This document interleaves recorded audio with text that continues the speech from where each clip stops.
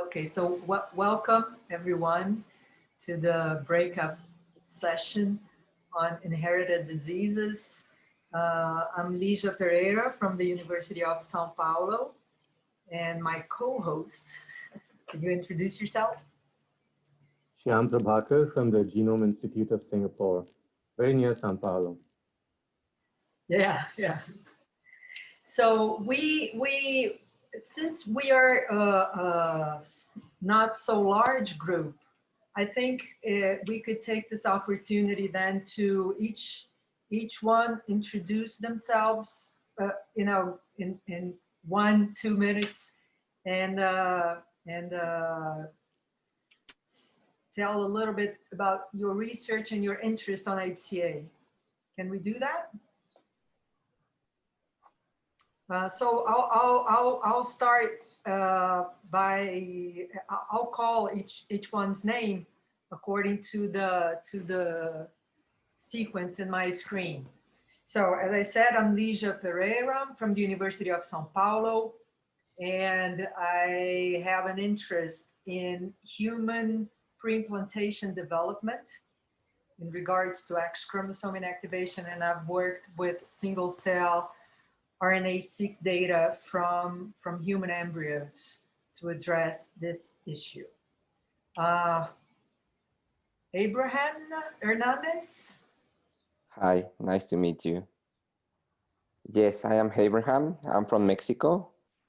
I'm a new young PI at the hospital, Children's Hospital in Mexico City.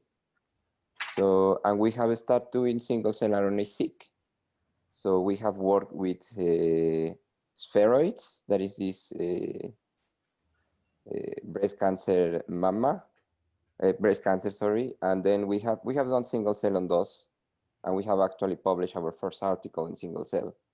And now, I mean, the idea behind of setting up some single cell, it was to work on gliomas, glioblastoma. So actually now we have all the samples, and we are about to run some gliomas versus control brains. And we do this in pediatric samples. And we are gonna run the 10X. So, and that's why we are interested in get to know the HCA consortium and everything. We also work actually with the spermatogenesis. And for that, we do work with a mutant model mouse. And we also have done single cell in spermatogenesis because we are interested in epigenetic inheritance from the egg, from the sperm to the egg. So we have depleted histones from the sperm, and we are now doing single cell RNA-seq in this sperm without histones, just to look up a little bit more into the epigenetic inheritance. Thank you very much. Carlos Pirola? Yeah, I'm Carlos Pirola from Buenos Aires. I'm actually the director of the Institute for Medical Research at the University of Buenos Aires, National Council of Scientific and Technological Research. My broad interest is system biology. I mean genomics, transcriptomic, metabolomic of the component of metabolic syndrome in general. So this is not my first choice, sorry, but I think we as biochemistry have a broad interest in rare diseases also. In fact, we have a several forms of rare disease in all of these common diseases we are studying: hypertension, obesity, diabetes, fatty liver, and so on. So we have an interest in single cells transcriptomic, mainly because we have an interest in defining which particular cell type are altered in our diseases. So we don't have the technology yet. In Argentina, it's really expensive. Everything is really expensive. So we wish to get funds and collaborate and so on. Thank you very much. Thank you. Claudia Gonzaga? Yeah, hi. My name is Claudia Gonzaga-Jaureg. I'm a geneticist. I recently joined the International Laboratory for Human Genome Research at a national university in Mexico. So after being 12 years in the US and remotely for now, but so I'm starting my group. So I have, as my career, I have been studying rare genetic diseases and Mendelian diseases, doing exome and genome sequencing in families to identify causes of genetic disorders. And so I will continue that work in Mexico, applying it to Mexican population to identify novel disease genes and also provide diagnosis for patients. But also I'm aiming to start experimental platforms. So I have a special interest in neurodevelopment. So I would like to start organoids, brain organoids, for studying neurodevelopmental defects, and therefore my interest in HCA with an idea to profile some of these organoids eventually to better understand the differences in the architecture and the function of the different cell types during development. Okay, thank you. Thank you. Patricia Possik. Hi, I'm Patricia. I work at the Brazilian National Cancer Institute in Rio de Janeiro, INCA.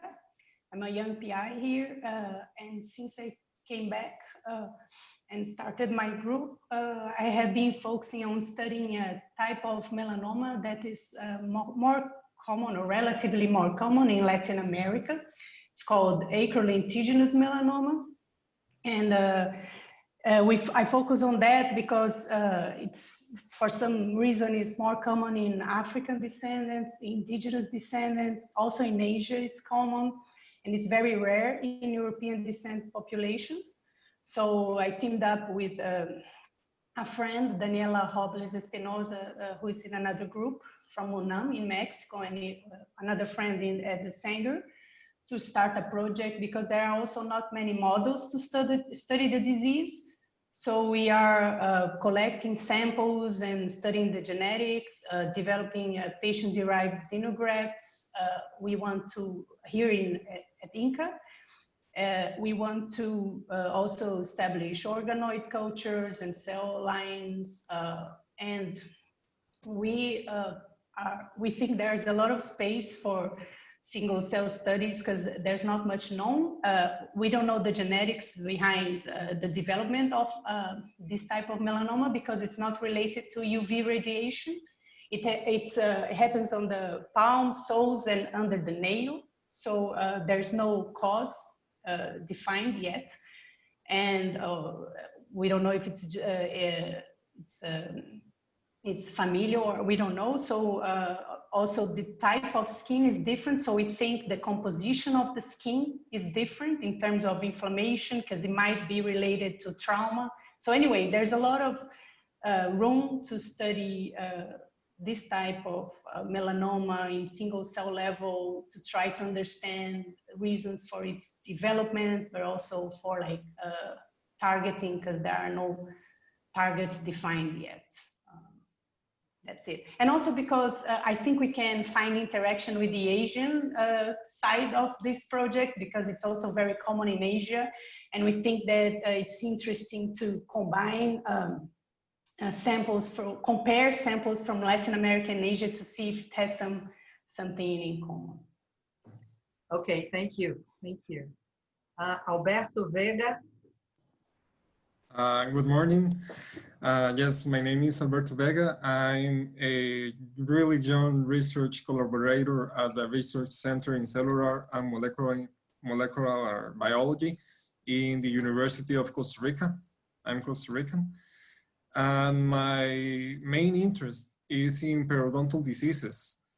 I'm a dentist for formation, and right now I'm undertaking a master's degree in immunology.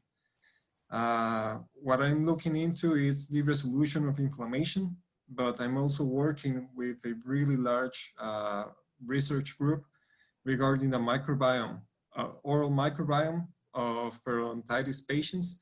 And also on these same patients, we will look into the transcriptome, looking into RNA-seq and also TREX technology here in Costa Rica. What I'm looking into the Human Cell Atlas is to be able to know a little bit more of what can be made and what research collaborations can be applied with other Latin American countries. So thank you. Thank you. Can I just ask you, do you have the technology in Costa Rica? For single cell analysis, I don't believe it. So for the RNA-seq, we're going to send the samples, those are gingival tissues, to Korea, I believe. So. Okay, thank you. Timothy Tickle. Hey everyone. I'm really excited to be here. I am from the Broad Institute. I am on the data, excuse me, I'm on the data coordination platform. And so I tend to be in projects that sort of combine single cell genomics and engineering together. In a lot of ways, why I'm here today is just to listen, to learn. And so I'll be doing that. But if you do have questions about the data coordination platform, of course, I'm happy to answer them. But there's so many exciting things for you to be talking about today. I'm looking forward to hearing about it. Thank you. Thanks for joining, Tim. Good to see you. Patricia Beltrão.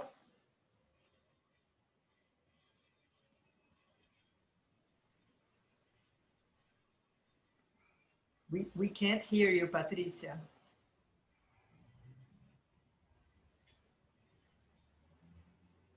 No.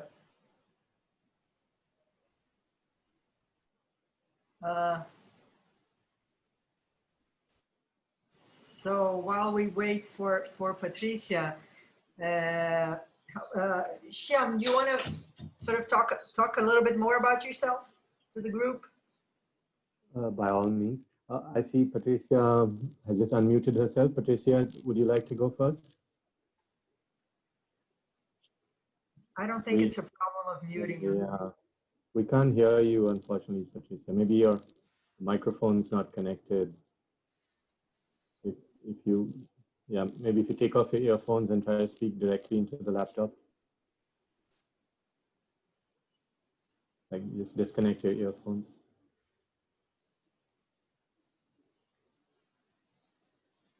Okay. All right. No, we can't hear you. Okay, I'll go then. Hopefully we can come around to you again, Patricia. Sure. Shyam Prabhakar, very excited to be in this session. We're, along with Jay Shin, who spoke yesterday, and Won-Yang Park from Samsung Genome Institute in Korea. We're coordinating Human Cell Atlas Asia.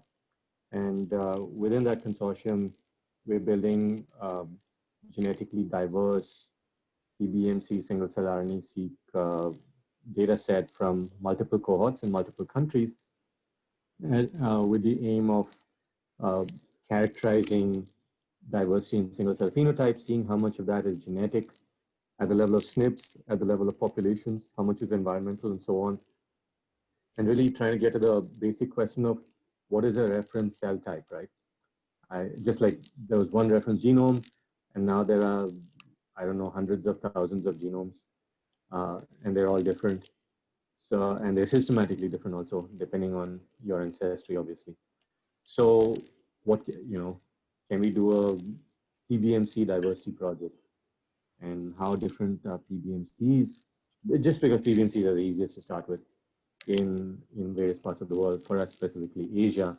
And then what is the source of those differences?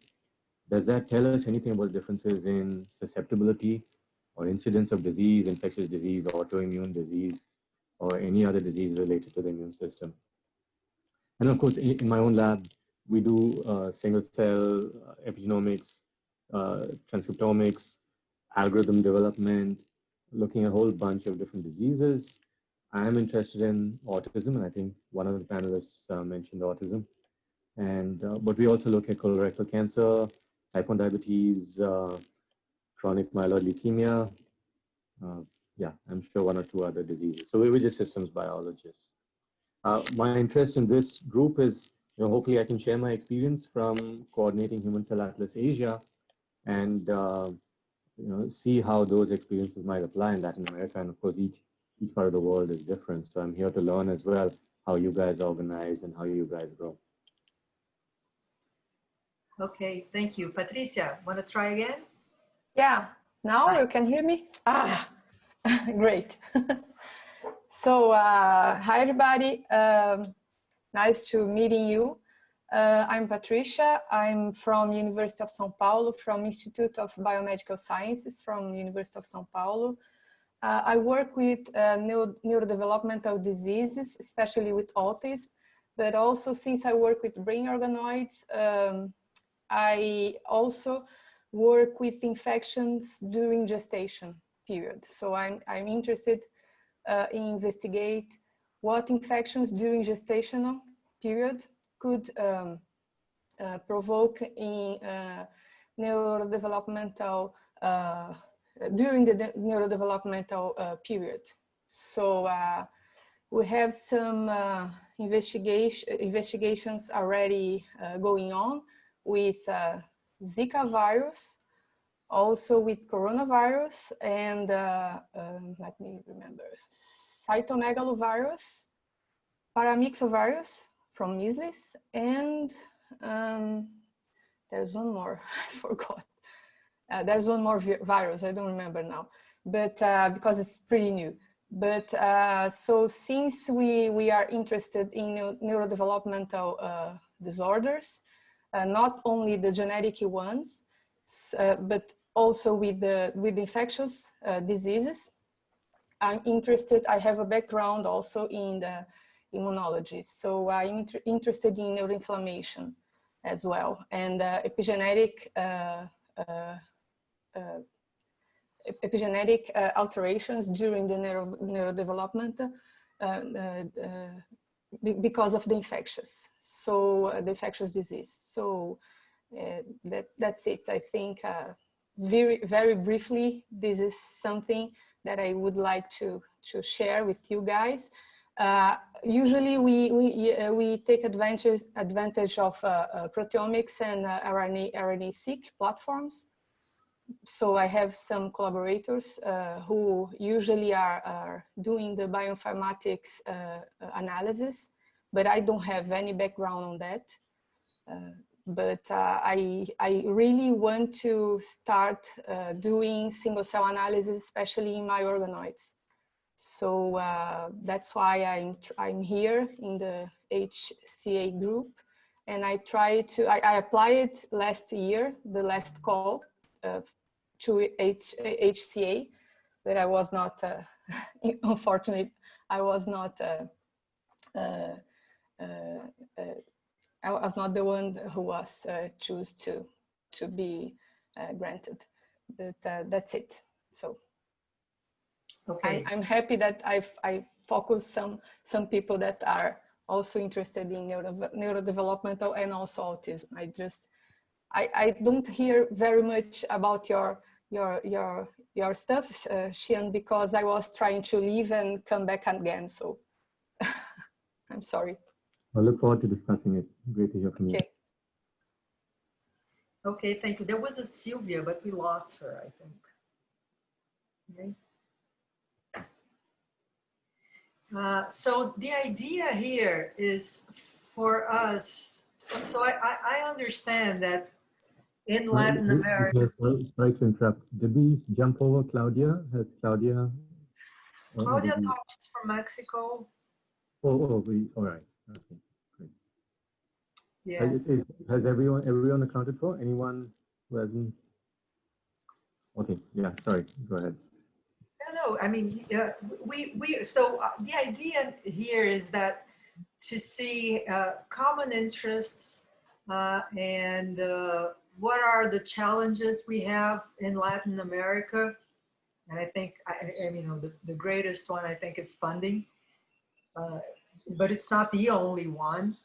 And to see what are our expectations in joining HCA, and how can we unite forces in the region to create a synergy so that we can recuperate in time the development and the use of single cell analysis. And what are some competitive advantages that we may have in terms, let's say, for genetic diversity or underrepresented populations? I think this is our main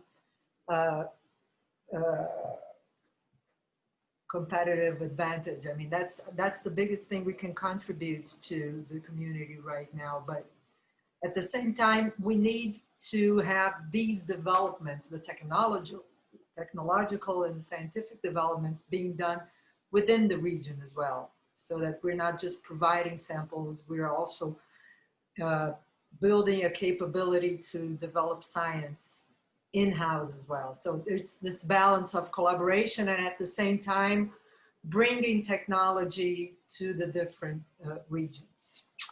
So Shyam, how do you think we can start this debate? Oh, I didn't know we were debating. I didn't bring my notes.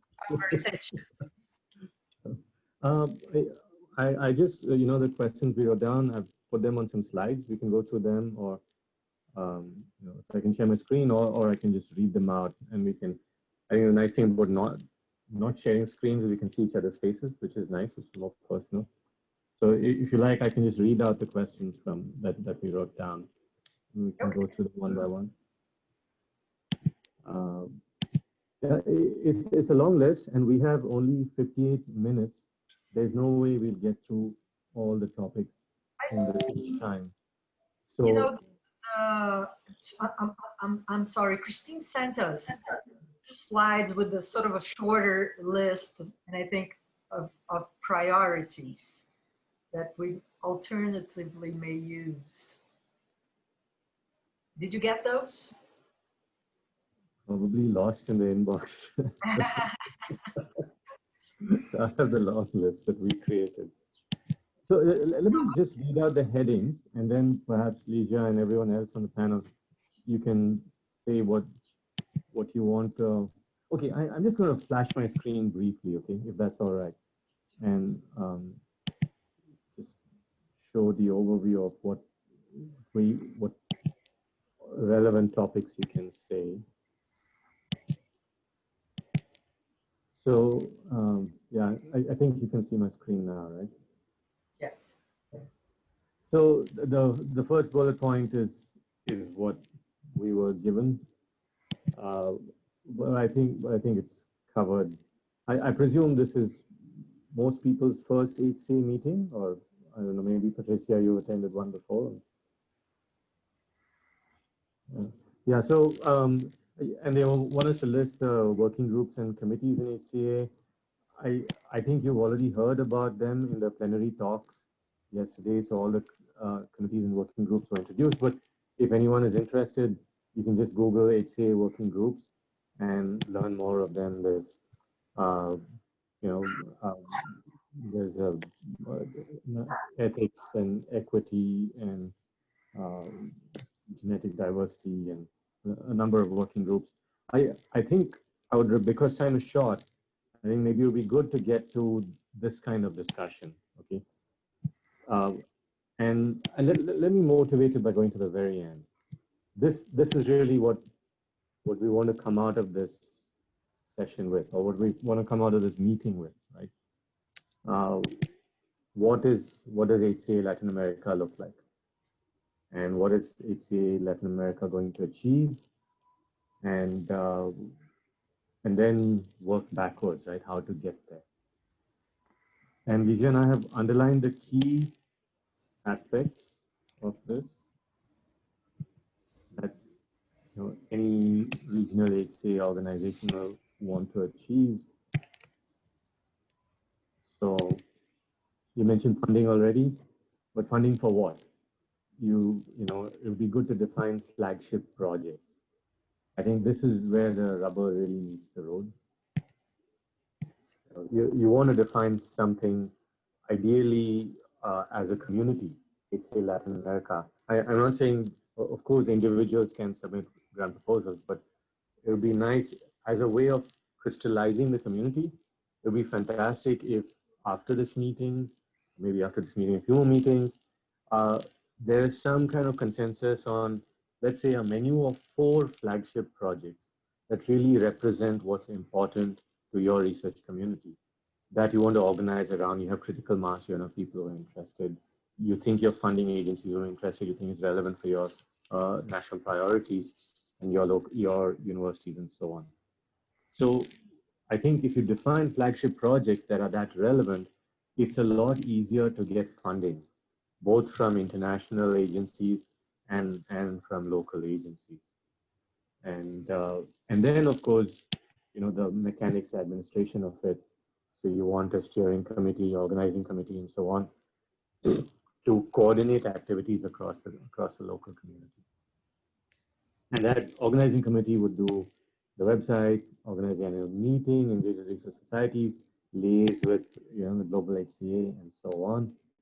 So, but I put this in red. It's really about this, and of course, flagship projects will be a key driver of the funding. And building community is also related to communication strategies, annual meeting, etc. So working backwards from here, right? At least when Human Cell Atlas Asia, what we found is that it's very useful. So this kind of meeting is very useful. Get to know each other, who's doing what. So it was great that everyone managed to introduce themselves. And then say, what infrastructure do we have in Latin America? And what are the common interests? That's this part. So the infrastructure determines what's feasible. Common interest determines where you have critical mass. And I think, you know, we can, you know, Lygia and I can share these slides with you afterwards.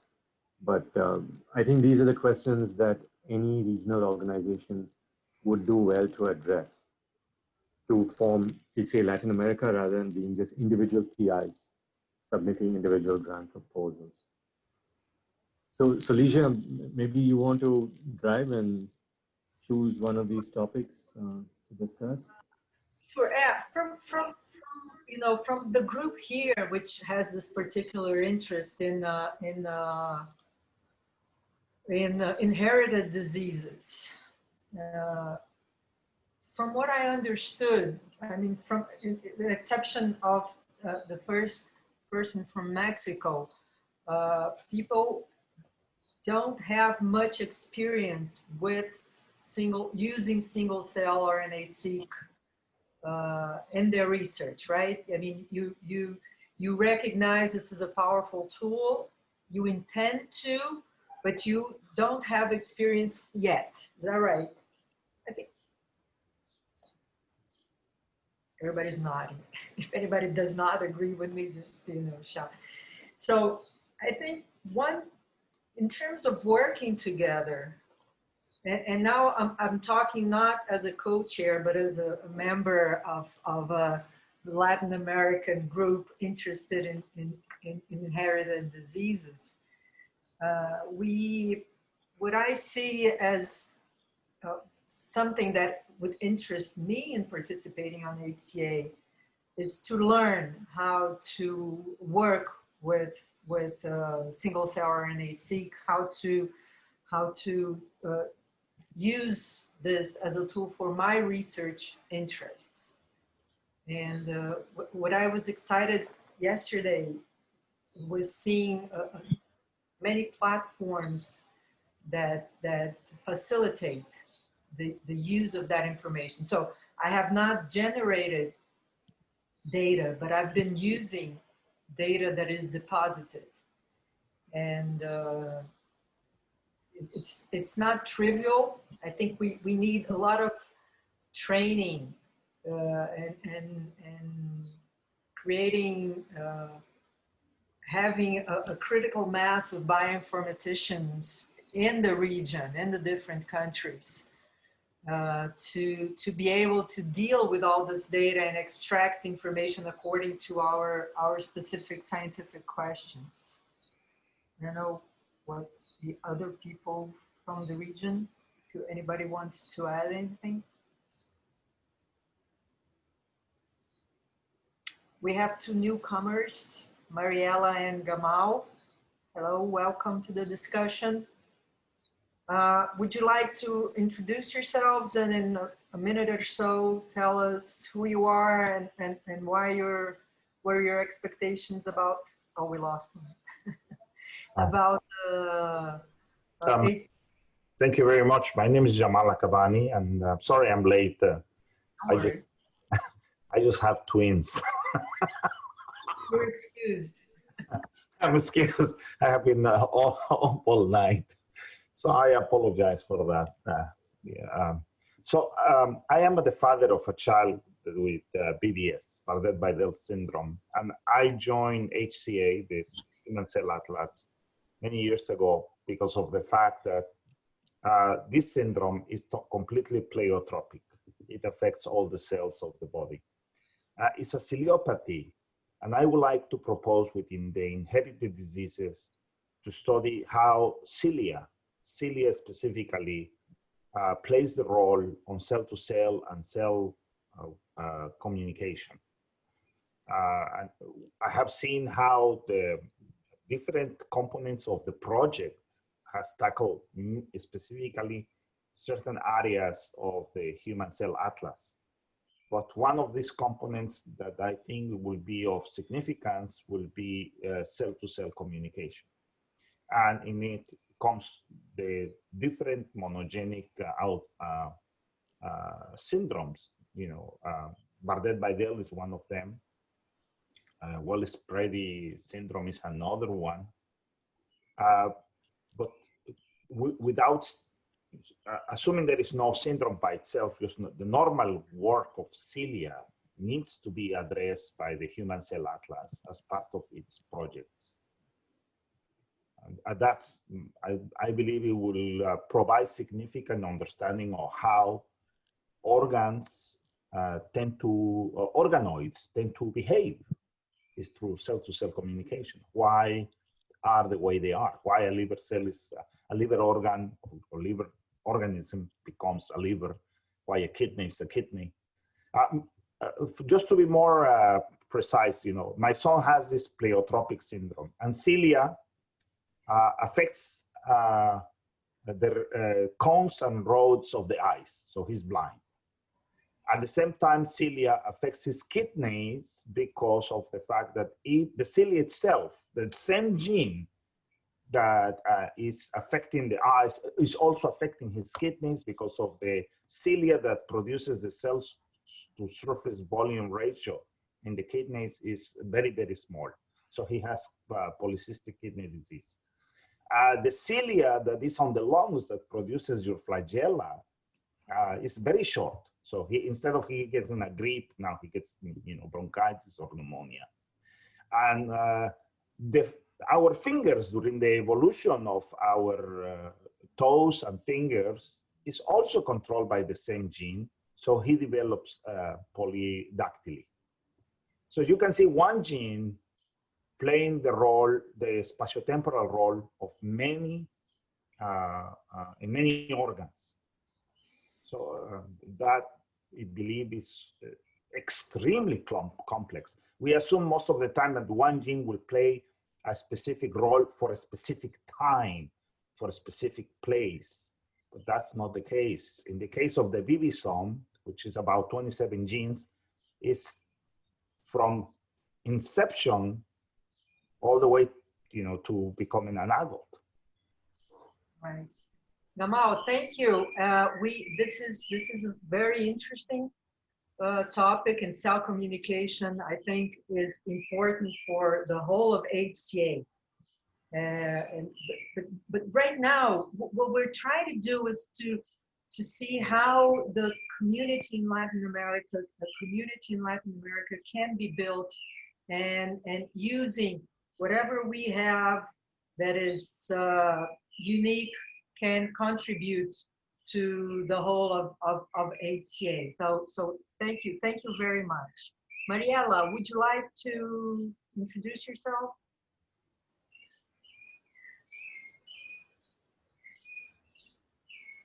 Nope.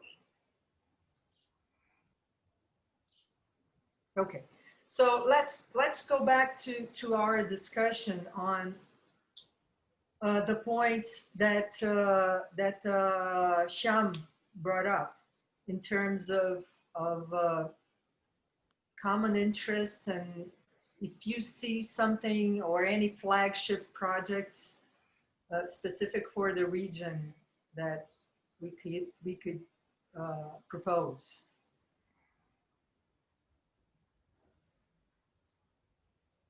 Go ahead.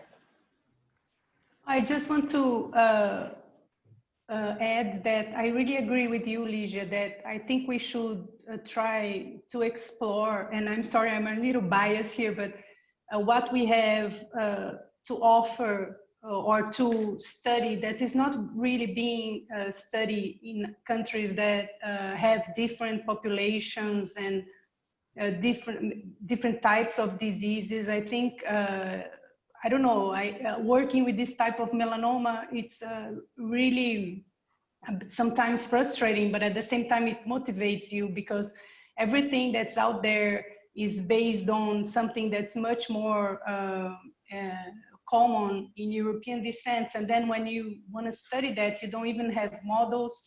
You don't know if you can apply the same literature to what you're looking at because it comes from different populations. They don't have many samples. So I don't know.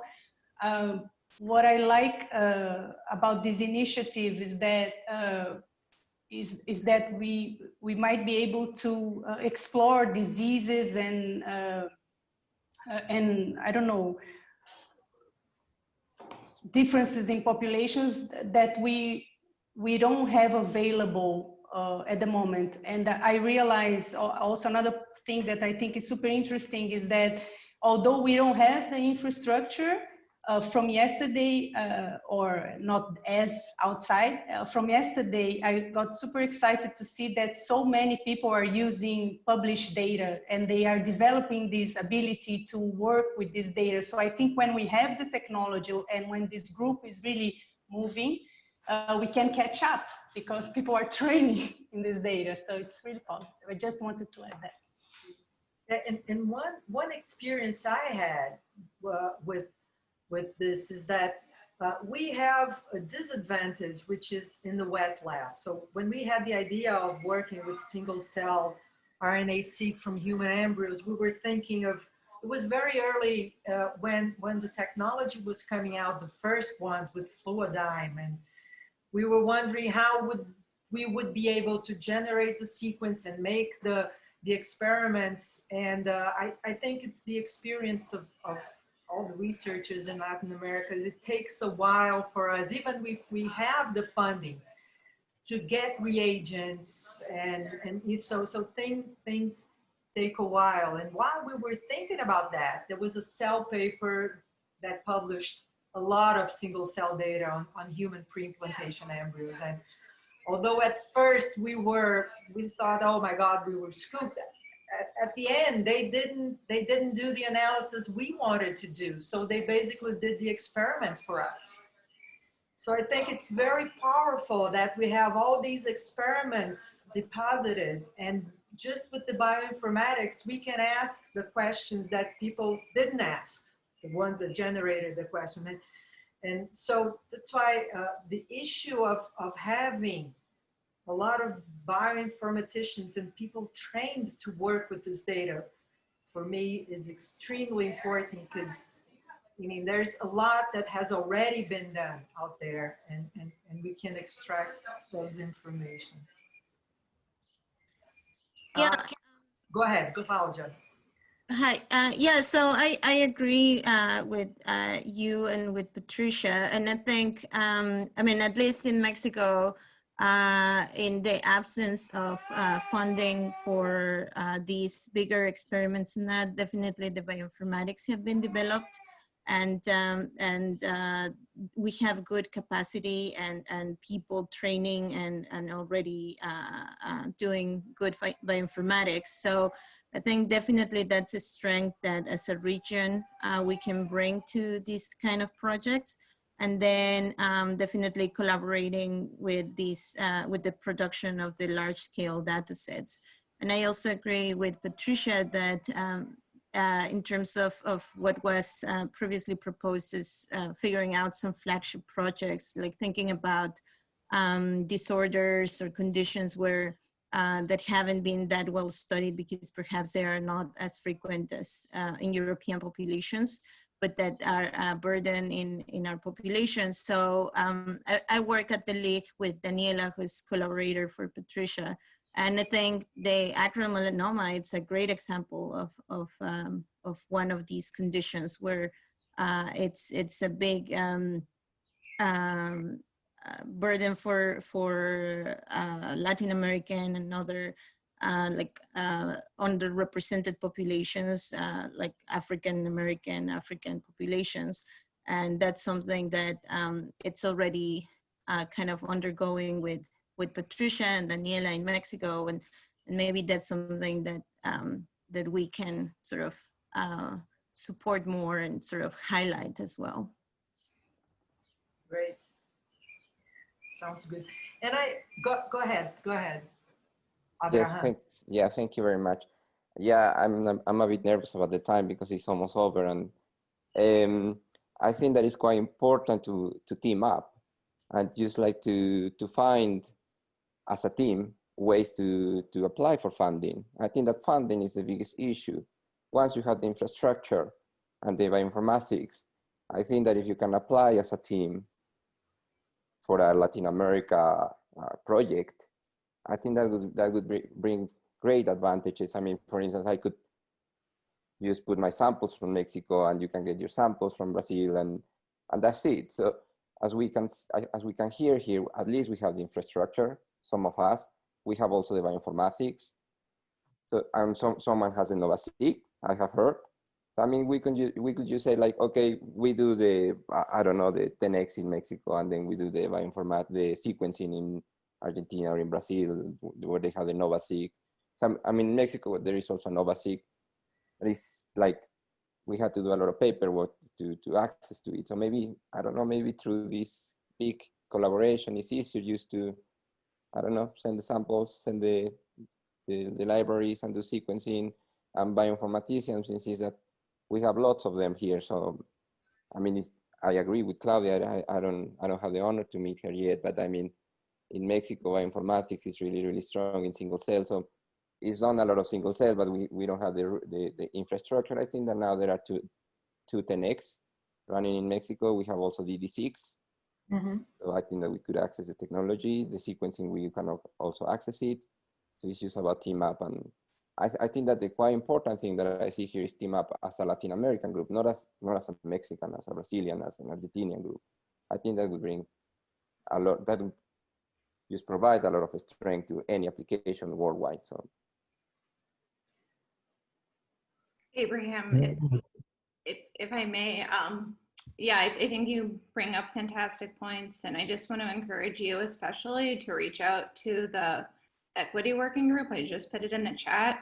It's a new group that we actually just launched, and we're very curious to engage with the Latin American community further so we can understand your particular challenges and what opportunities you have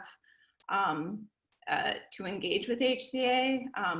So please reach out to us, because we're in the very formative stages of that group, and we would love to get somebody like yourself involved with yeah, I'll do so. Help and support, and Yeah, I'll definitely do so, because sometimes, I mean, we feel like swimming alone in the ocean, so it's difficult to find people doing the same. And for us, this is a great opportunity to get in contact with the HCA group. So yeah, it would be great. I mean, for us, it would be great just to apply as a team up with someone of the HCA. That would be, I think, excellent. So yeah, please reach out. It's a great group, and do so. Thank you. Abraham, you brought up a good point, and yeah, time is short, so maybe we can cut to the chase, right? Which is what is a common theme that researchers in this group and beyond can organize around, and that really depends on the funding priorities also, right? You want to find something that you can get HCA funding for, but also national funding for, right? You cannot be driven entirely by HCA funding. So if your national funding agencies, okay, I know that in Asia, our funding agencies say disease. It has to be disease, it has to be translational, you know, that's much easier to fund than basic science. And so when we organized around the common themes in HCA Asia, we said, okay, infectious disease is a common theme, so we'll look at PBMCs in blood, and then cancer, you know, gastric cancer and so on are enriched, you can say, in Asia, and that's a big priority for national funding agencies. So maybe, is there something obvious that you can say this is, the first question is basic science versus disease. What is more fundable in Latin America? Second question is, if it's the answer is disease is more fundable, then which disease? Which disease is unique and characteristic or more prevalent in Latin America? And then quite likely that disease will be a funding priority for your respective countries, right? So maybe you can all take the basic science versus disease question first. Like what is more easily fundable?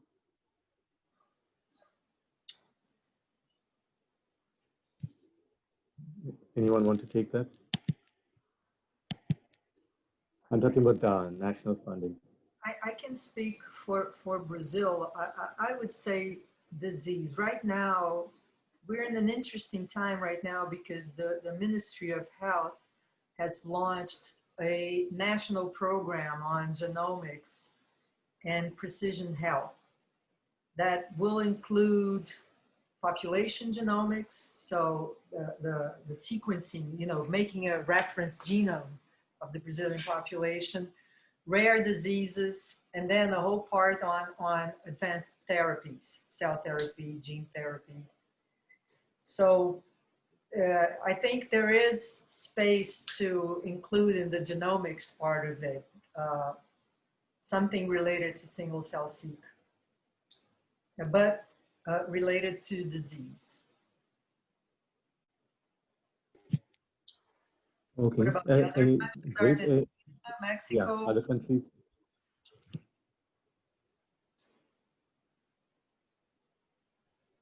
Sorry, Lygia, I was a bit lost reading something in the chat. What did you say about the which disease? No, we're asking about what do you think is more fundable? Is that a word in our country? Basic research or disease related, you know, more applied, sort of applied research. Yeah, I think that in Mexico, if you speak about cancer, you get a lot of chances to get funds. So, and for instance, right now, if you mention SARS-CoV-2, wow. I mean, you get also some funding. I mean, that's fundable, yes. The problem is not the fundings. I think that the problem is all the bureaucracy that we have in Mexico. So, I mean, you get the funding today, but you get the funds next year. I mean, what can you do with that? So you can, I mean, if you had an idea, probably in the States that everything is faster, and so you already got scooped, right? So that has happened to us several times, because even if you get the funding, you never get to do the experiment where in the time that you're thinking to do it. So it's a bit strange, the funding. But yeah, cancer is fundable, diseases are fundable, obesity is fundable. So I think that obesity in Mexico right now could be also something that can be funded. Okay. Carlos, did you raise? Yeah, go ahead.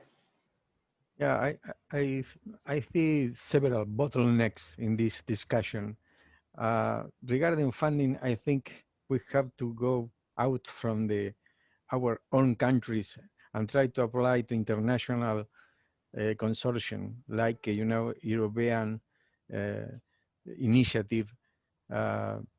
So in order to do that, we have to create a network, anticipating the call, putting everything together, and have a strong project to get really international funds in euros, dollars, or whatever. I mean, I don't see that in our reality today. I agree with Abraham. In our country, everything now is for COVID-19, everything.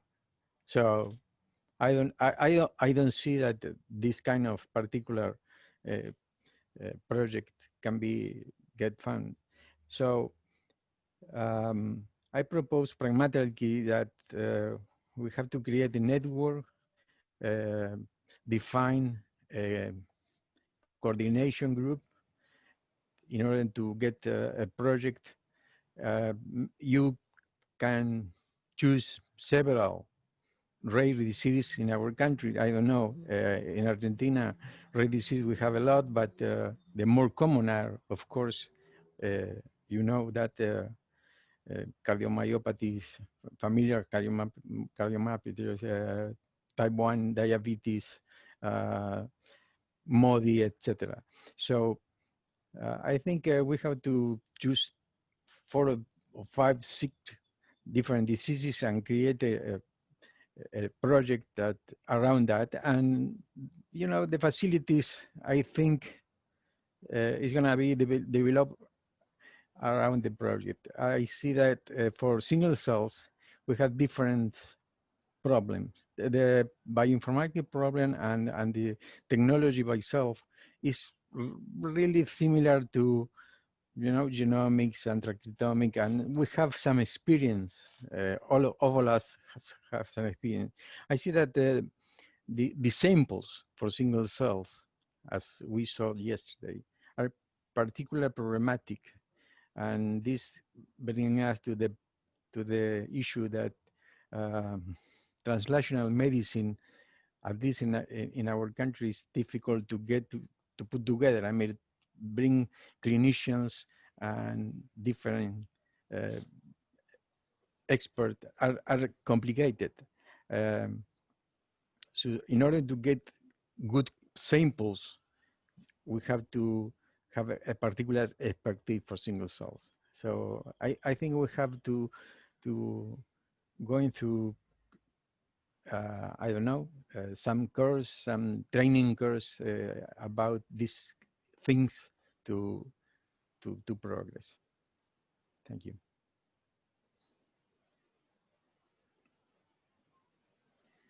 I think Thanks for bringing up training, Carla. Sorry, go ahead.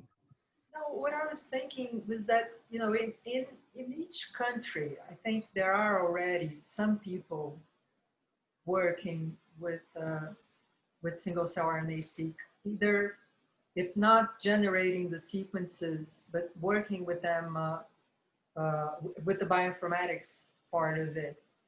So perhaps another thing that could be done is for us to identify these groups, and maybe they could be sort of, you know, from them, they could regionally expand, because it's easier to get to collaborate and get and learn from groups that are within your own country.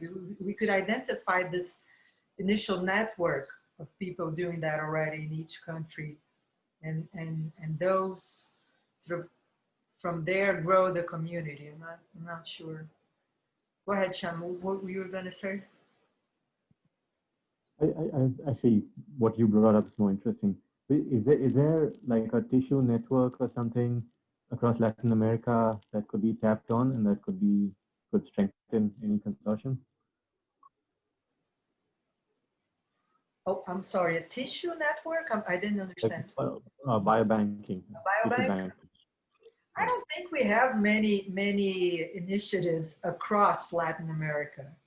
I think we have enough regional differences within this region that we're not organized as a block, not even economically.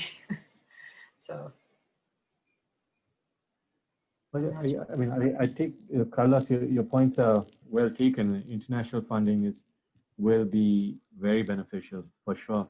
I mean, I hesitate to introduce my opinions into this, but at least our experience in Asia has been that, you know, again, we could not easily get national funding for HCA proper research, but it was still very important for us to talk amongst ourselves and define a mission before we even spoke about where's the funding coming from, right?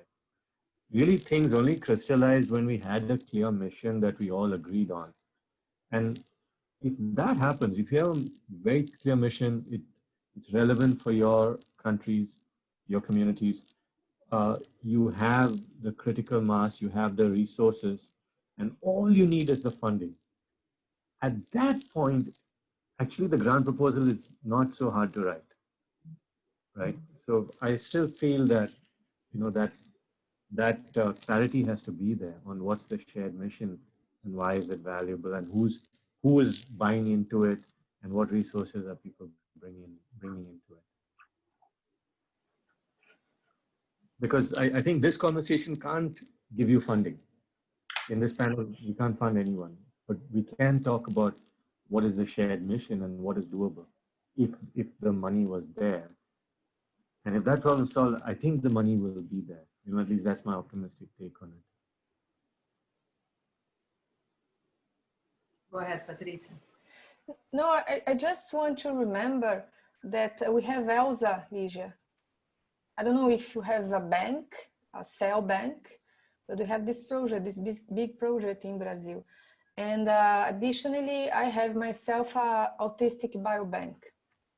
Just want to say you guys that I can share if you want to investigate cells from autistic patients.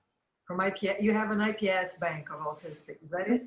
I have a stem cell bank from autistic patients, not only IPS, I have also dental pulp stem cells, frozen dental pulp stem cells.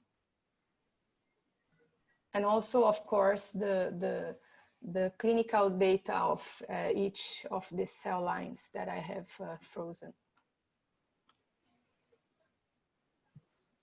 That would be very useful. And I think autism has come up, a few different people have mentioned autism, even though this is a very small group. I'd say that has a good p-value, below 0.05.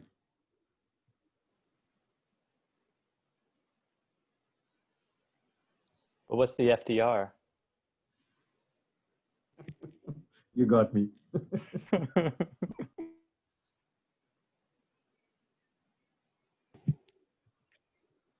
Okay, there's silence, so I'm going to go back to the PowerPoint. Lygia, if I may. Go ahead.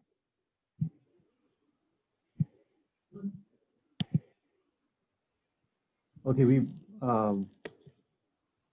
I think it was still, we've talked a little bit about infrastructure, a little bit about financing, maybe a couple more minutes, and then I want to get to the last slide, which is the goal setting. Right? Which diseases people have talked about: cancer, autism, metabolic disease, rare diseases, COVID, and so on. I don't think this conversation will finish today, right? But at least it started. You know each other now. You know a little bit of what the capabilities and interests are. And I think the conversation really has to continue to crystallize, not just in this group, but in other groups also, to come together and say, okay, these are 3 or 4 priorities. And which model systems are available, what technologies. I guess a few people have mentioned 10x genomics. So that seems to be some kind of convergence point. Yeah, so a few things. We've touched on bioinformatics as being very important. I'll say from our side, we have, at least in Asia, bioinformatics is a major bottleneck. I don't know how it is in Latin America. We have more data sets than we can efficiently and quickly analyze. And so I think Carlos mentioned training. That is a very important thing. And I think that's something where HCA can help. And there are some training initiatives driven, say, by Alex and Musa and others that could be very useful. Maybe we can come to we have not discussed ethics and data sharing. So are there, so the default in HCA is open data release, open release of raw data.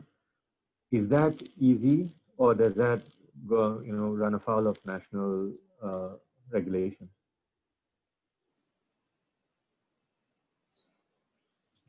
So, can you consent donors for open data release of the raw sequence data and metadata, or does it have to go through a data access committee? In which case, you cannot today easily deposit data in the HCA DCP. And maybe Tim, you want to add to that? I think this is a really important question that you're coming to, Shyam, here, and I'd love to be able to hear about this. And I'm sure there's a diversity in countries. Although today the DCP currently has open access data, we are moving towards a pilot for managed access data. And so questions like this will help inform us on upcoming work. But yes, Shyam, today you would put open access data in the system, but we are moving towards managed access and some immediate work coming up. So it'll take us a little time to get there, of course, but this is important. Looking forward to that. And yeah, we are in touch with DCP about managed access. Yeah, if there's, sorry, if there are certain countries that people feel like this is really important for them, I will put my email in the chat and feel free just to reach out, because we have a pilot coming up. So if you had a data set, we might be able to include you into the pilot, and that would really help think about your country, for instance. That would be fantastic. And I should just, I didn't know this until recently, so but maybe you all do. You can actually save the chat from Zoom. So I would leave Zoom meetings and lose everything. But we'll give you a minute, say before we close this Zoom session, to save the chat so all of the stuff that's put in there you can access. So wanted to come to what does HCA Latin America look like 1 to 5 years from now, right? That's a very open-ended question, but maybe we can start with that for a few minutes.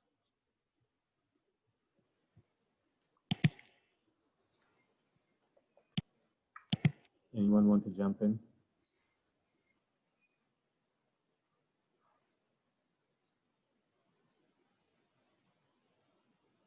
Go ahead. Yeah, okay, just because everyone is mute. I think that in 5 years, it's gonna look great, but I also think that other countries are gonna be ahead of us. So I think that it's coming a lot of innovation very quickly and technology advances. So I think that, yeah, we should keep up with this technology. We should keep up doing the Human Cell Atlas, but we should try also to innovate on the way. So I think that that's quite important. So, I mean, I don't know if this is good, but I mean, I was thinking actually, I'm not using single cell as a main tool. I just wanted to find one molecule, maybe the molecule that is responsible for relapsing of some brain tumors. And then I have a strong background in cryomicroscopy. I just really wanted to elucidate the 3D structure of this biomolecule. I think that we should look beyond and think outside the box and try to, on the way, to innovate at the same time. Yeah, this is quite important it's quite important for us to establish the Latin American consortium, yes, but at the same time, just to try to look a bit ahead of this and try to come up with some new ideas or how to innovate, or I don't know. I mean, right now, single cell technologies are still developing a lot, so I don't know. We cannot cover, for instance, properly the whole transcriptome, only mRNA, I mean, poly-A, mRNA, I don't know. We should try to think a bit ahead as well. So it's gonna look great, but it would be nice to also to not to keep up, but also to innovate. It's not enough to keep up, because as everything in Latin America, 5 years later, we are doing great. But those countries that started pioneering these technologies, they are way more ahead. So I don't know, it's gonna look great, but we should keep up and bring up innovations. So I would add to that I mean, I'm also very optimistic at the outlook for the region. I think there are very interesting initiatives that are focusing on Latin America. So at least from what I do, there's a lot of interest in really developing genomics for rare diseases in Latin America in the upcoming years. And then some of the other omics technologies as well. So I think definitely it is an optimistic panorama, but I think it will also depend on how well we play on our strengths as a region. So what I mentioned before, that maybe I mean, genomics itself, it's very collaborative. So I'm glad for these type of consortia and initiatives, because if we try to sort of set up individual lab, a single cell, an RNA-seq and that, then we're never going to catch up, right? So it's definitely through collaboration that we need to be participating in these initiatives, and then again, play to our strengths in the bioinformatics, in the analysis part, while also building the capacity in the region. And then just ideally, I think the objective in the near future is to participate in these type of initiatives as an equal participant, collaborator as other sort of, if you will, more developed countries and regions.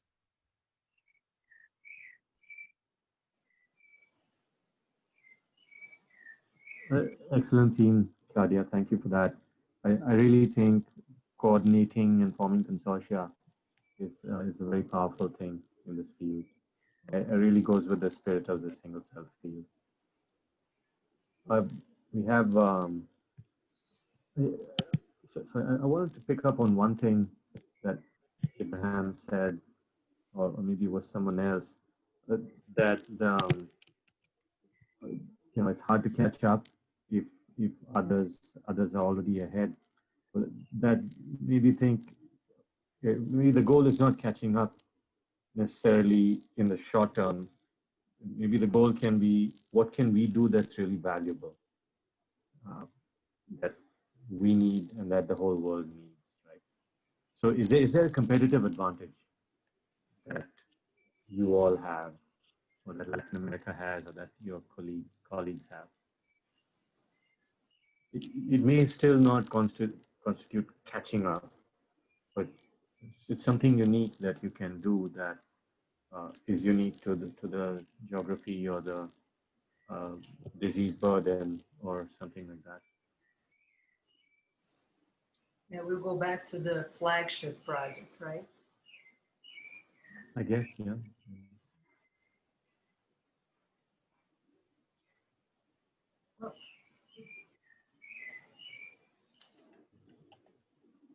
It's something to think about. Yeah, maybe too big a question in a few minutes. But there has to be something. There has to be some competitive advantage. Each part of the world is different. Latin America is not the same as all other parts of the world. I am. I have a question. What was the timeline for HCA Asia? Like, I think Jay in his talk yesterday said that the first meeting, it was really just bringing everybody together and just bouncing around ideas. And then it took, you know, until the second meeting where things started to gel and come to fruition. Is that what your experience was? And can you talk a little bit about that? Very much, yeah. So we were excited when Jay started the first meeting. So that would be the equivalent of this. In Okinawa, we met 3 years ago, roughly. And Jay and Pereira had organized that. And like you said, we were just like, oh, we all want to do single cell. I'm doing this, I'm doing this, I'm doing this. It was a bit chaotic. Where we came away is thinking there's a lot of excitement. We all want to do something. Let's form a committee, but we don't know what we're going to do, right? Everybody was pointing in a different direction. Then the second meeting, so Sun Young Kim and Moon Young Park organized the second meeting in Jeju. And then we had and other kind of panel discussions like we're having today. And then we said, okay, infectious disease makes sense. So then there was some kind of convergence.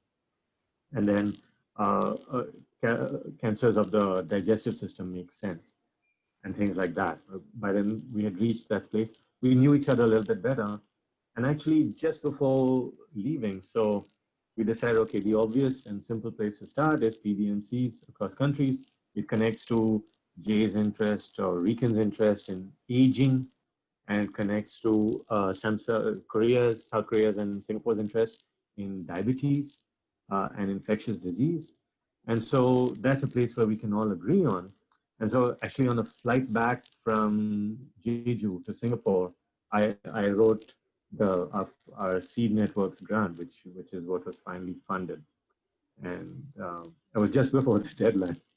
So we just made it. And we were finally funded around the time of the third meeting. So yeah, it does take time. And it does seem in the first conversation that we are all running in different directions. But then we realized we had some strengths and we had something unique to offer. And I think we can just build on that. Yeah, thanks for that question, Christian. So I would encourage everyone to talk. I mean, this is a relatively small group. There are the other breakout sessions and the other delegates in the meeting. So connect with them as well, which is hard right now in these COVID times. So that may slow down your organizing. For us, a big valuable thing was just meeting each other, the social aspect of it, getting comfortable with each other, knowing each other, because that's the other thing. If you just put out a call, I want to work in this area, let's collaborate. And then you'll get responses, but they may not be, it's like chalk and cheese. They may not be the kind of people like that you can work with, right? Or you may not be the first kind of person they can work with. And so the social aspect, I cannot overstate it, right? So you have to be comfortable with them and know that you can work with them. And that is also a big value of these meetings. We were able to meet physically, and hopefully but next year in, say, Latin America, you will all be able to meet physically. Yeah. Lygia, you want to add to that? Christine? Yeah, go ahead. Yeah, I'll say one last thing. I put it in the chat, but we've planned a couple of rounds of brainstorming sessions with the Latin American folks such as yourself. So we really do encourage you to join those sessions when you can, because that's when we'd like to start partnering people together or discussing maybe what's a good first pilot project and bouncing around those ideas. So if you really do want to engage further with HCA Latin America, I think attending some of those post HCA Latin America brainstorming sessions are key. So please let us know about that. And just know that my door is always open. I'm not a scientist, but I know a lot of the HCA scientists and communities. So if you need to connect in with somebody, I can probably do that for you. Right. Christine is always there for you.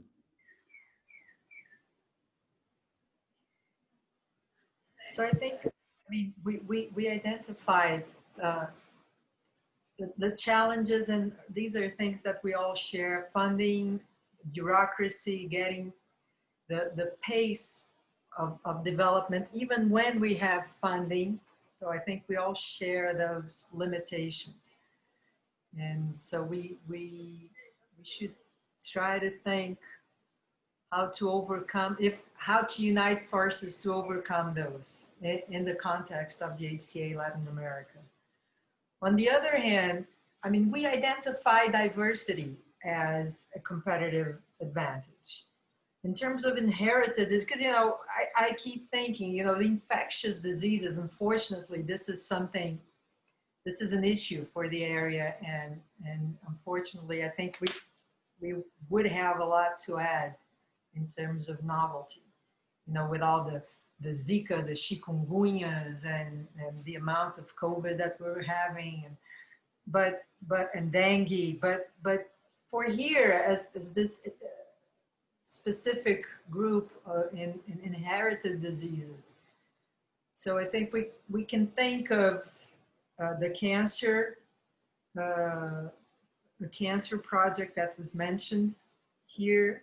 Even the autism is interesting because, you know, being a multifactorial disease and having this complex genetic basis, perhaps it's something that we may find novelty within different populations than what has been done in populations of European ancestry.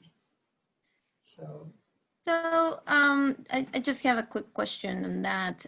So for the people that are already working with the HCA, so I mean, I saw in several of the presentations that definitely there has been some sequencing of organoids, and as Patricia said, like she has some organoids. I would like to develop organoids as well, since obviously we cannot get brain tissue from the patients.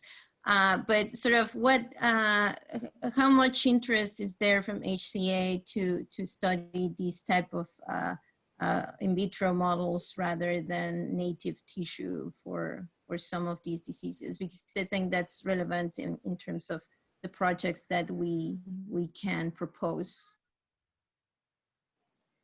question.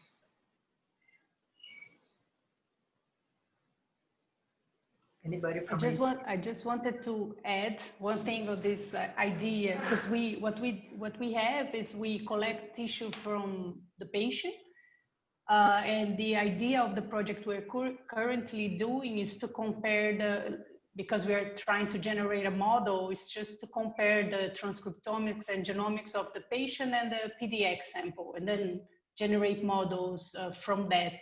So when we thought of single cell, we also thought it would be interesting to do this type of comparisons, but also because we think that this type of melanoma, because it's in another type of skin, and it might have a role for inflammation in its development, we thought that it would be interesting to look at this type of skin and in early lesions and lesions that we do have the model to study later. And yeah, and about the organoids, we thought that it would be once we have this model and it will be genetic characterized, and we can try to find, for example, targets and biomarkers, because it's not, although there is a lot of development for melanoma therapy, for this type of melanoma, it doesn't really apply because it doesn't have this super common BRAF mutation that often. So it needs therapy. So we thought that we could use organoids, for example, to look at, to test genetic or pharmacologically therapeutic targets, and single cell would be interesting to study how, because this, and I didn't mention that, but this type of melanoma is very genetic unstable. So I guess when you apply therapy, you might have like a different type of clonal selection. So it'd be interesting to study in this model using single cell how you they react to certain types of therapy. So just this is more or less what I was thinking related to this cancer. I want to add something to Claudia. Well, Claudia, yesterday we've heard about something about the comparison from organoids and postmortem tissue. Someone said something about that.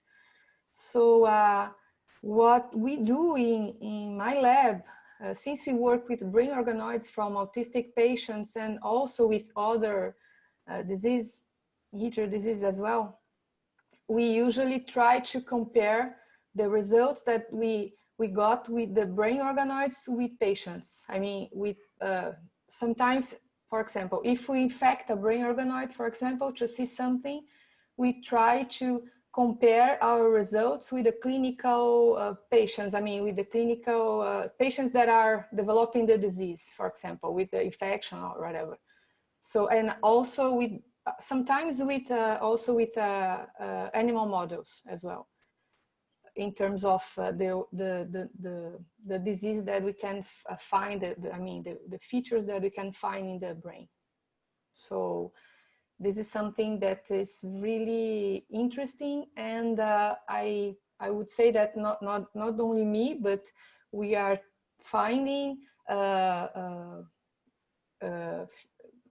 phenotypical features that we can share between organoids and human and also animal models. So I don't know if I answer your question or something like that, but it's just something that I want to add here. So I think this is a very strong model. I mean, the brain organoids, especially because we cannot take any tissues from, biopsies from brain, right? So I think they are a very strong tool to investigate CNS diseases. Do you have access to postmortem brain tissue, Patricia? Is there a brain bank? I'm sorry, Shyam, can you say again? Because I have some delay. Do you have access to a brain bank for postmortem human tissue? We have a brain bank here in Brazil, which is a very big brain bank. It's the second biggest brain bank in the world. Harvard is the first one. And so I know people from there. It's in USP, in our university, Lygia and my university. But I know that they usually collect tissues from elderly people. So for neurodevelopmental disease, it's a little bit difficult to have access to brain, right? Of course. But we have a brain bank here. And I have another contact with people from Japan who had a brain bank as well, from post-mortem brain bank. They have some samples from inherited diseases, DMD, for example, which is something that I also work, but they don't have many autism tissue, post-mortem tissue. But there's an institute in US, they have some post-mortem tissues, but it's not that easy to have access to this, right? And especially because if you are thinking in autism, since it's a neurodevelopmental disease, when the people dies, you are in the last part of the disease. I mean, it's difficult to make a relation between the organoids, because it's in the very early moment of the development, right? And with a brain who is from someone who is in the end of the disease, for example. So sometimes, but you can find some features that we can find in the organoids and also in the brain tissue as well. Considering the literature, right? I mean, consider the literature. They are comparing and they are seeing that the organoids are very powerful tool to investigate autism, for example, and other diseases as well. Very much, very much. Very few minutes left. I wanted to bring in a couple of comments from the chat session. So very glad to have Clay Fisher here from the Human Cell Atlas Wrangler team. Clay, you want to make a quick point? Yeah, I can talk a little bit just about the general aspects of bringing data into the Cell Atlas. Please. Yeah, so the HCA DCP will be launching fairly soon. We're in the process now of gathering data which we can put into the Cell Atlas for fully consented open access. But as Timothy mentioned earlier, we're very interested in learning about controlled access cases, because a lot of data in the future is looking to be controlled access. I know we're also working with your group, Shyam, about potential consented access data sets, which we hope to put in fairly soon. We're generally looking for data which are useful for building a reference cell atlas. So certain things are out of scope. Some folks might have certain primate tissues, for instance, or if it's really a full model system that it does not necessarily fully replicate biological reality, we may not prioritize that data set, or it may not make it in at all. But our requirements are shifting and changing depending on what the community is interested in. So if you have an opinion, please do speak up. We'd love to hear it. Excuse me. But that's a super brief introduction. And Thank you so much, Clay. Yeah. And I would might add that it's better to ask. I think it's better to just engage Clay's team and ask them, hey, I got a data set. I'm interested in submitting it. Like, what are some thoughts here? Because personally, both Clay and I are extremely excited about supporting this group. So just ask, and he can give you sort of a rundown on what are current thoughts. And even if we can't support it now, we record what the problem is so that we can start addressing the issues in the future. So we really want to know what the blockers are. Thumbs up to that. I should say my team has been emailing you guys and the responses are so quick. It's amazing. So much appreciated. Thank you. We have a couple of more comments from Gamal, who's asking about childhood obesity as a common potential disease or research topic in Latin America, and use of iPSCs as perhaps another organizing theme. That would be interesting. I guess, I mean, iPSCs in principle can be generated in many different countries in Latin America and perhaps differentiated towards neurons or mesenchymal cells or whatever is interesting. That could be something that you could do as a consortium, I guess. Is that what you're suggesting, Gamal? Yes, that is correct. Mexico suffers, I think it's numbers 2 behind United States when it comes to childhood obesity.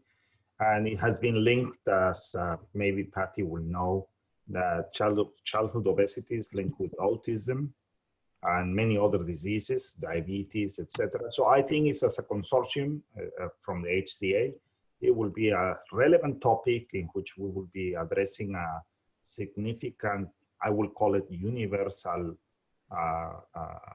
disease that may affect not only Latin America, but probably the whole world.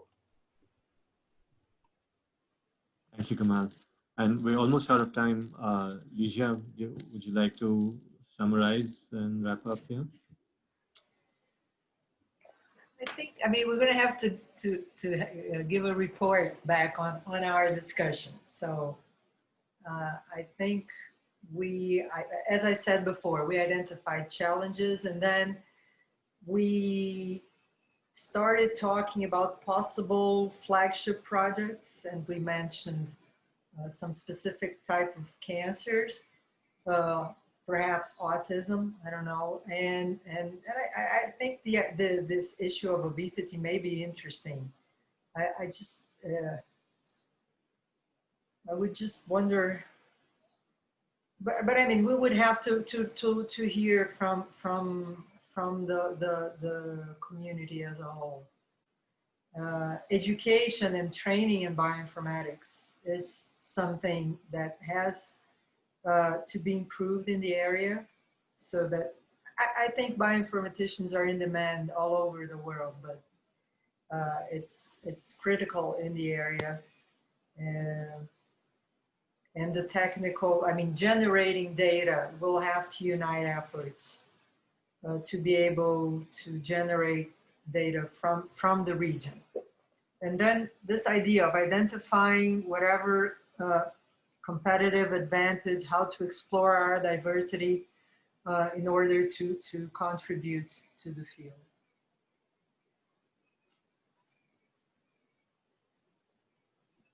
Lygia, you brought up data infrastructure. We have not talked about that too much. Is data storage and compute cluster availability a challenge in your respective locations? I think it's all a matter of funding, because if we can use cloud services, it's just a matter of having funding for that.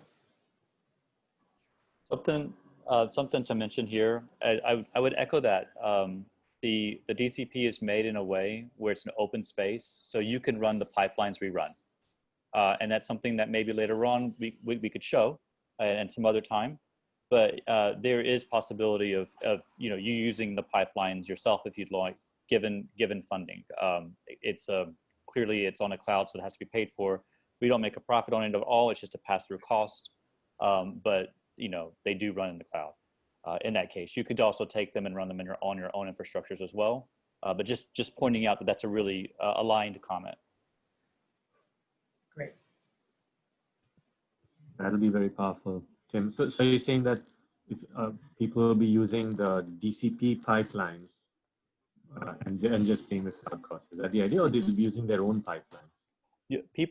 Researchers can do as they please, but there is a possibility of you using the pipelines for the DCP if you would like, either on your own infrastructure or just using the Terra system that it's working off of.